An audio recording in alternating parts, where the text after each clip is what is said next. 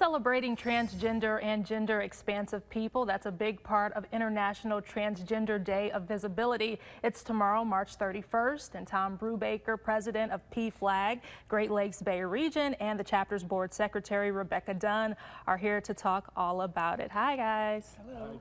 Hello. Thanks for joining us. Just tell us how this day got started.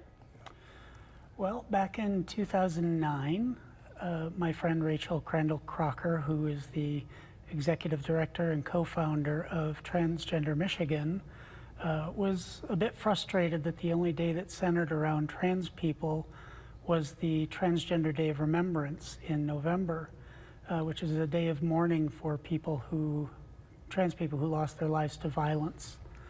And so she decided to create a day that would celebrate the lives of trans people, and it's since become an international phenomenon. So yeah, when you talk about raising awareness, what are the issues that you hope are highlighted most, or that you're eager to tell people about most?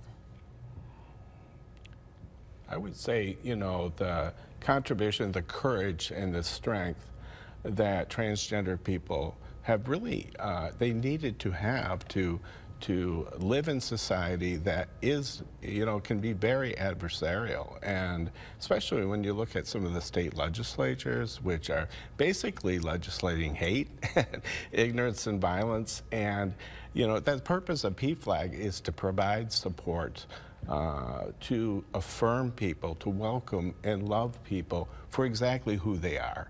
And that's why PFLAG was one of the first LGBTQ organizations to declare support for the transgender community. When you talk about violent crimes, you mentioned it just a little bit. It's staggering. It's really frightening, yes, the statistics compared to cisgender people. What would you just say about suicide rates, violent crimes against transgender people?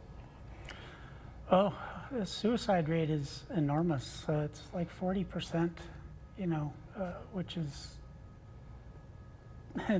like 10 times higher than the national average for the general population. A statistic I read just recently said that if a trans person has just one supportive person in their life, that number reduces by 25%. Just one supportive person. Yeah. Speaking of, you know, support, what resources are available? Well, PFLAG Tri-Cities, or Great Lakes Bay Region, we meet once a month here in Saginaw, third Sunday of every month. We are there so that people can meet others in a supportive atmosphere. It's confidential. We can refer them for other services they need, but we are there to welcome them, to share our stories. Sometimes when someone's new, they learn from someone who has been there and been through those things. Yeah. And we're especially concerned about transgender youth. Right now, suicide, at least suicide threat is 59% among transgender youth, and it's obviously reflective in what we're seeing going on in society, and that's why PFLAG is so important. So what we say out there to parents and children is, we are here, PFLAG, we're here, and we welcome you. And so we want people to contact us. Okay. And just what would you say for allies who want to show support tomorrow or any other day, really?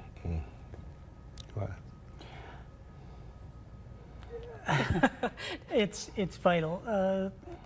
You know, we can't do this alone. We need the support of our friends and family, and that's what's going to change the hearts and minds of people everywhere.